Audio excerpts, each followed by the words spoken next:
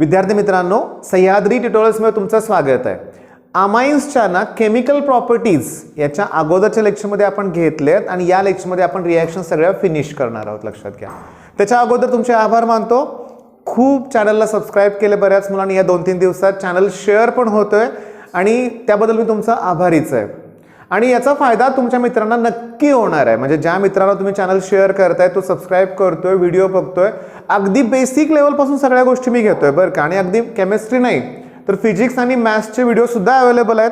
आणि सगळ्यात आनंदाची गोष्ट अशी आहे की आपल्या सह्याद्री परिवारातलेच म्हणूया आपण, सह्याद्री इंग्लिश ट्युटर हे पण नवीन चॅनल, ॲक्च्युली नवीन तुमच्यासाठी नवीनच आहे म्हणूया आपण. या चॅनलवर तुम्हाला इंग्लिशचे डेली एक व्हिडिओ मिळणार आहे की जेणेकरून पुढच्या 10 दिवसात इंग्लिशची भीती राहणार नाही. त्यामुळे ते चॅनल, सगळ्या चॅनलची लिंक मी देतोय डिस्क्रिप्शनमध्ये, तुम्ही ते चॅनल सुद्धा बघा, मित्रांबरोबर शेअर करा. बरं, आता वेळ न घालवता अमाइनच डिस्कस करूया आपण. हे बघा ना, तुम्हाला सगळ्यांना रिॲक्शन्स अवघड वाटतात, पण मी तुम्हाला सांगू का की रिॲक्शन सोपे आहेत. फक्त तुझी प्रॅक्टिस करावी लागते, अगदी डेली करावी लागते. मी तुम्हाला सांगू का, अमाइनमध्ये बघा मी काय काय रिॲक्शनची नावं घेतोय. Hoffman's exhaustive alkylation, Hoffman's bromide degradation, हॉफमनची जी कार्बाइल अमाइन टेस्ट आहे, आयसोसायनाइड टेस्ट आहे, हॉफमन. त्याच्यानंतर गॅब्रियल थॅलामाइड सिंथेसिस, मेंडिस रिडक्शन. अरे किती नेम रिॲक्शन्स आहेत, खूप आहे. हाइन्सबर्ग टेस्ट. एक लक्षात घ्या, खूप मोठी नावं वाटत आहेत, काही विचित्र आहे असं वाटतंय, पण हे सोपं आहे. फक्त प्रॅक्टिस केली पाहिजे.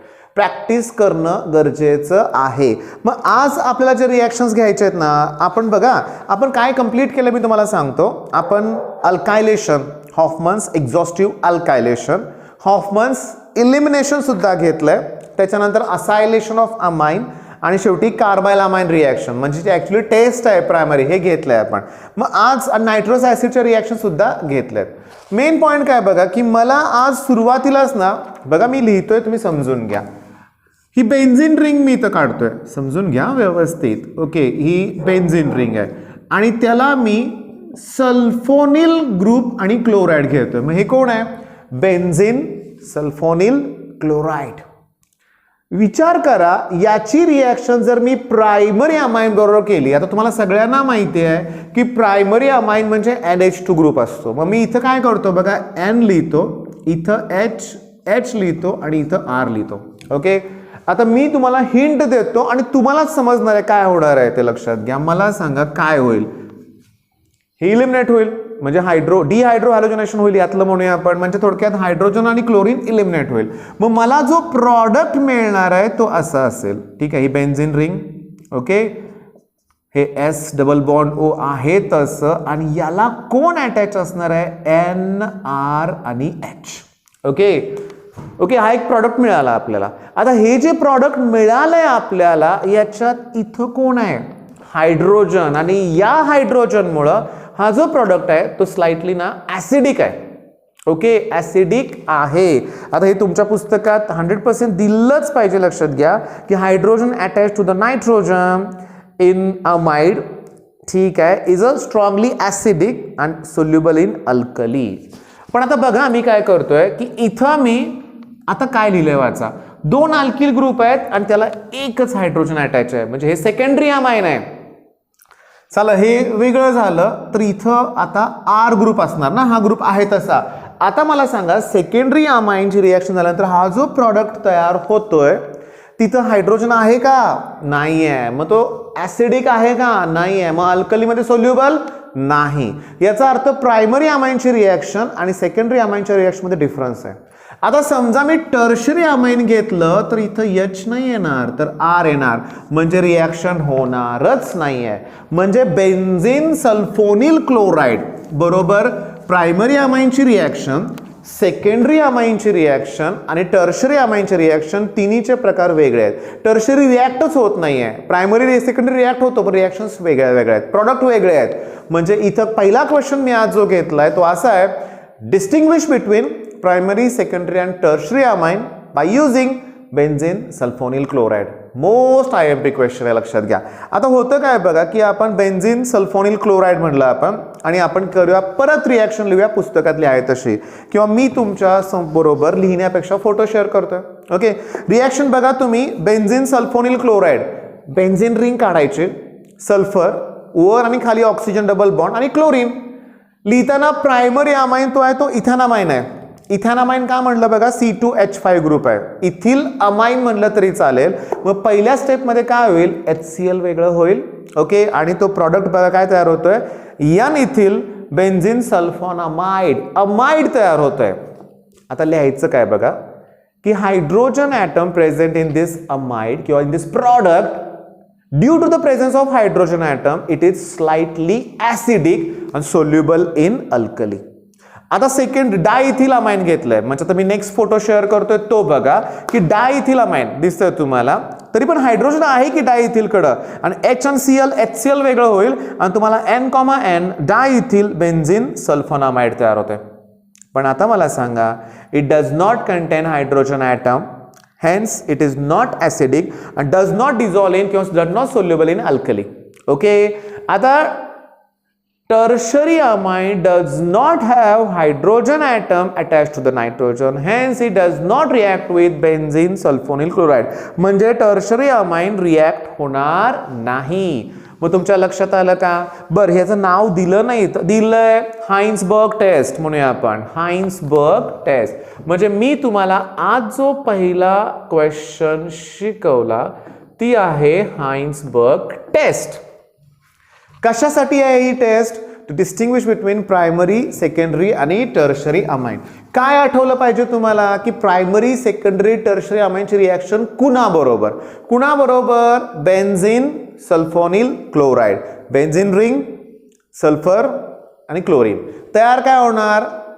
अमाइड, सल्फोनामाइड तयार होणार, लक्षात घ्या. आणि हायड्रोजन असेल तर ॲसिडिक, नसेल तर ॲसिडिक नाही. मग पहिली रिॲक्शन तुमच्या आता लक्षात आलेलं आहे.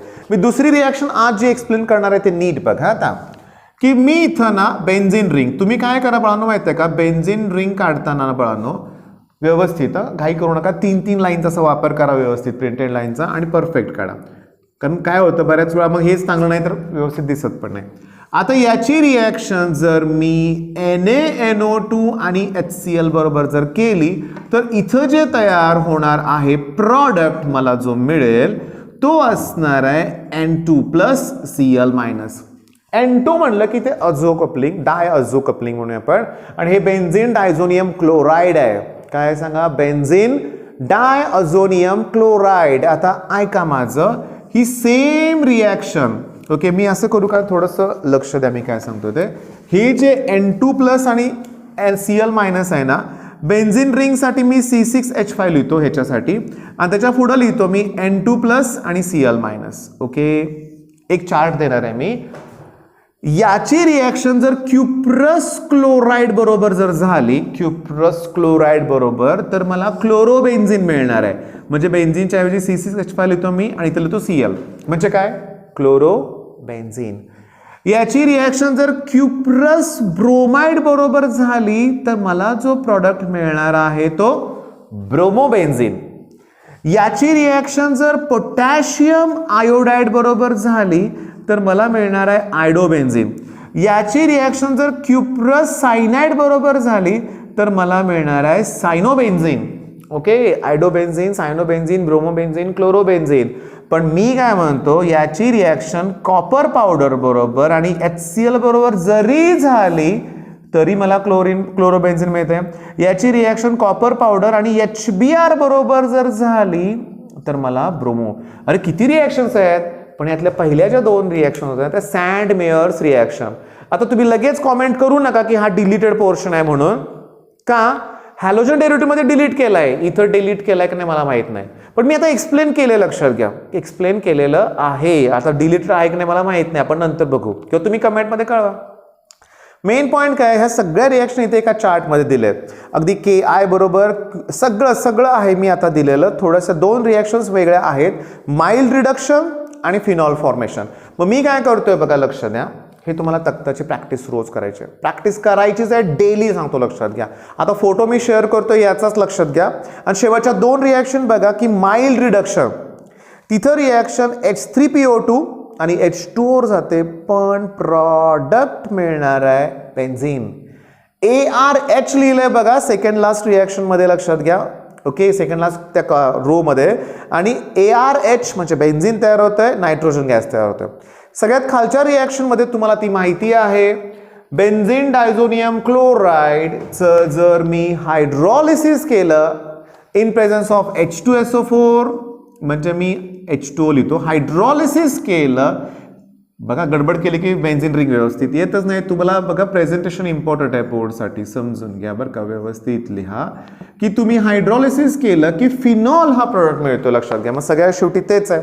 मग आता बघितलं की बेन्झीन ॲनिलीनची रिॲक्शन सोडियम नायट्राइट आणि HCl झालं की डायझोनियम क्लोराईड तयार होतं. आणि त्याच्या एवढ्या रिॲक्शन आहेत, त्यात सॅड मिरस रिॲक्शन पहिल्या 2 होत्या, लक्षात घ्या. ओके, आणि क्युप्रस सायनाइड हे नीट मध्ये आलेला क्वेश्चन आहे, जेई मध्ये आलेले क्वेश्चन्स आहेत, लक्षात घ्या. आता होतं काय बघा, समजून घ्या, मी सांगतो काय ते. प्रॅक्टिस केली ना तर ह्या सगळ्याच रिॲक्शन लक्षात राहतात, यातली कुठलीच रिॲक्शन बिलकुल अशी अवघड नाही आहे.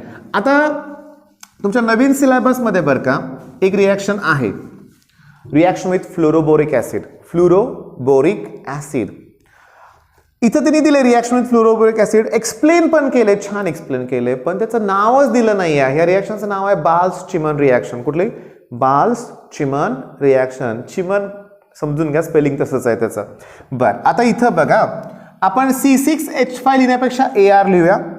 तुम्हाला माहितीच आहे N2+ आणि Cl- म्हणलं की ते डायझोनियम क्लोराईड आहे, बेन्झीन डायझोनियम क्लोराईड. आता त्याची रिॲक्शन फ्लोरोबोरिक ॲसिड बरोबर जर झाली तर त्यातलं HCl सेपरेट होणार आहे आणि BF4 तिथं ॲड होणार आहे. म्हणजे मला मिळणार आहे प्रॉडक्ट, तो AR लिहिलंय त्यांनी, बरोबर आहे, N2+ आणि BF4-. N2+ आणि BF4-. आता मी काय करतोय बघा की हे पुन्हा इथं लिहितोय AR N2+ BF4-. आता मी 2 रिॲक्शन लिहितोय बघा, समजून घ्या. त्याची रिॲक्शन ते जर आपण हीट केलं ना तर तुम्हाला फ्लोरोबेन्झीन अरिल फ्लोराईड मिळतंय, अरिल फ्लोराईड. पण तेच तुम्ही जर इन प्रेझेन्स ऑफ कॉपर आणि ॲक्वियस NaNO2 सोडियम नायट्राइट बरोबर त्याला हीट केलं तर तुम्हाला नायट्रो प्रॉडक्ट मिळतोय. प्लस मला सांगू का, लक्षात घ्या, साहजिक आहे दोन्ही याच्यामध्ये नायट्रोजन गॅस इव्हॉल्व होणार आहे आणि इथं BF3 लिहितोय, इथं नायट्रोजन गॅस इथं सुद्धा इव्हॉल्व होणार आहे आणि इथं BF3. पण 2 वेगळ्या रिॲक्शन आहेत. ही वरची रिॲक्शन इम्पॉर्टंट आहे, अरिल फ्लोराईड. म्हणजे डायझोनियम पासून जर अरिल फ्लोराईड तयार करायचं असेल तर रिॲक्शन कोणाबरोबर? Fluoroboric acid. आता मी तुम्हाला सांगू का, विल्यमसन सिंथेसिस कुठल्या टॉपिकमध्ये होतं? इथर फॉर्मेशनमध्ये होतं. मग इथरच्याच फॉर्मेशनमध्ये मिथिलेशन ऑफ अल्कोहोल होतं. त्या केसमध्ये सुद्धा HbF4 हा कॅटॅलिस्ट म्हणून यूज होतो, लक्षात घ्या. मग आता बाळांनो, बघता बघता खूप रिॲक्शन झाले, थोडं फास्ट पण झालं, लक्षात घ्या.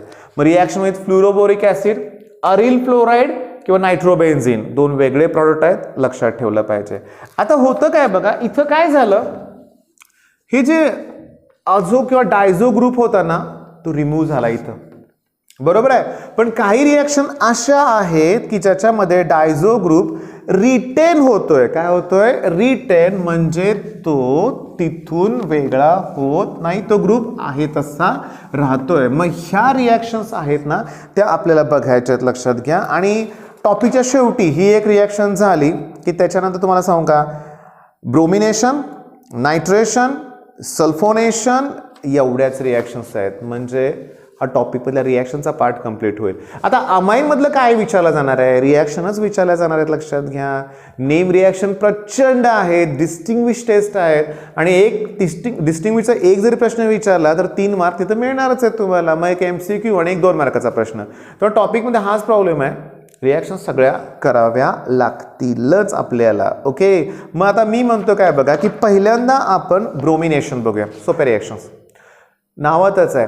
ब्रोमिनेशन म्हणजे इथं आपण ब्रोमीन बरोबर रिॲक्शन करणार आहे आणि ॲनिलीनच्या रिॲक्शन्स आहेत, लक्षात घ्या. मग ॲनिलीनची रिॲक्शन जर ब्रोमीन बरोबर झाली तर 2,4,6 ट्रायब्रोमो ॲनिलीन तयार होतं. 2,4,6 ट्रायब्रोमो ॲनिलीन. ठीक आहे. आता मी तुम्हाला सांगू का बघा की नायट्रेशन, ब्रोमिनेशन आणि सल्फोनेशन थोडंसं समजून घ्या. ओके. ब्रोमिनेशन म्हणजे बोललो तुम्हाला ब्रोमिन बरोबर रिॲक्शन. नायट्रेशन म्हणजे त्यात नायट्रो ग्रुप इंट्रोड्यूस होणार, नायट्रिक ॲसिड बरोबर रिॲक्शन असणार आहे. सल्फोनेशन सल्फ्युरिक ॲसिड बरोबर रिॲक्शन आहे. मग आता वेळ न घालवता ह्या सगळ्याच रिॲक्शन आपण एकदम बघू. आता फळ्यावर मी काही रिॲक्शन लिहिलेत, नीट लक्ष द्या की इथं आहे HNO3 कॉन्सन्ट्रेटेड, H2SO4 सुद्धा कॉन्सन्ट्रेटेड. हे जे आहे ना हे नायट्रेटिंग मिक्सचर आहे. फिनॉलमध्ये बघितलं आपण की फिनॉलची रिॲक्शन जेव्हा नायट्रेटिंग मिक्सचर बरोबर होते ना तेव्हा 2,4,6 ट्रायनायट्रोफिनॉल म्हणजे पिक्रिक ॲसिड तयार होतं. ते पुन्हा एक्सप्लोजिव्ह तयार करण्यासाठी वापरतात. आता मेन पॉईंट काय आहे की इथं मात्र काय होतंय की तुम्ही ॲनिलीनची रिॲक्शन डायरेक्टली जर नायट्रेटिंग मिक्सचर बरोबर जर केली तर काय होतंय तुम्हाला हे para nitro aniline, meta M nitro aniline आणि ओ नायट्रो ॲनिलीन ह्याचं एक मिक्सचर मिळतंय. तुम्हाला एकच प्रॉडक्ट मिळत नाही, इथं मिक्सचर मिळत आहे. आता होतं काय, पण जर आपण पहिल्यांदा त्याचं असायलेशन केलं तर तुम्हाला फ्रीडल क्राफ्ट असायलेशन माहिती आहे. हा COCH3 ग्रुप या हायड्रोजनला इथं सबस्टिट्यूट करतोय. ओके. बघा मग हा जो प्रॉडक्ट तयार झालाय त्याची रिॲक्शन आता नायट्रेटिंग मिक्सचर म्हणजे इथं आपण डायरेक्ट केली, पहिल्यांदा इथं असायलेशन करून घेतलं, मग नायट्रेटिंग मिक्सचर रिॲक्शन केली की तुम्हाला पॅरा प्रॉडक्ट मिळतोय. आणि लास्ट स्टेपला तुम्ही हायड्रॉलिसिस केलं की तुम्हाला NH2 ग्रुप परत मिळतोय. म्हणजे थोडक्यात इथं NH2 ग्रुपला प्रोटेक्ट केलंय आपण असायलेशन करून. मग हे लक्षात ठेवा की नायट्रेटिंग मिक्सचरच्या दोन रिॲक्शन आहेत. डायरेक्ट नायट्रेटिंग केलं तर 51, 47, 2% असं मिक्सचर तयार होतो ऑर्थो, पॅरा आणि मेटा पोझिशनचं. पण असं केलं तर डायरेक्टली तुम्हाला पॅरा मिळत आहे. आता एकच उरलंय सांगतो, लक्षात घ्या. सल्फोनेशन म्हणजे सल्फ्युरिक ॲसिड बरोबर रिॲक्शन. मग इथं काय होतं बघा, नायट्रोजनकडे तुम्हाला माहिती आहे लोन पेअर असते. मग तिथं हायड्रोजनचा एक बॉन्ड झाला त्यामुळे प्लस साईन. ठीक आहे. NH3HS4. पुन्हा लक्षात घ्या, फर्दर हिटिंग केल्यानंतर सल्फिनिक ॲसिड तयार होतं. ओके. आणि त्याच्यापासून तुम्हाला हा प्रोडक्ट मिळतोय. बरं, याच्यामध्ये तुम्ही जर ऑब्झर्व केलं तर इथं पॉझिटिव्ह आहे आणि इथं निगेटिव्ह आहे दोन वेगळ्या ठिकाणी. मग याला तुम्ही ज्विटर आयन म्हणणार आहे, बायपोलर आहे ज्विटर आयन. आता मी तुम्हाला जस्ट सांगतो की नेक्स्ट लेक्चर मी तुम्हाला जे प्रोव्हाइड करणार आहे की यात अमाईनच्या सगळ्याच नेम रिॲक्शनची रिव्हिजन आपल्याला घ्यायची आहे, किंवा हॅलोजन डेरिव्हेटिव्ह पासून अमाईन पर्यंत सगळ्या नेम रिॲक्शन आपण आता घ्यायला सुरुवात करायला काय हरकत नाही. बरं, याच्यानंतर बायोमॉलिक्यूल पण टॉपिक मी सुरुवात करणार आहे. मग व्हिडिओच्या सुरुवातीला मी तुमचे आभार मानले होते, पुन्हा एकदा मानतो. जास्तीत जास्त मुलांवर चॅनल शेअर करा. व्हिडिओ आवडला तर लाईक नक्की करा. Best of luck.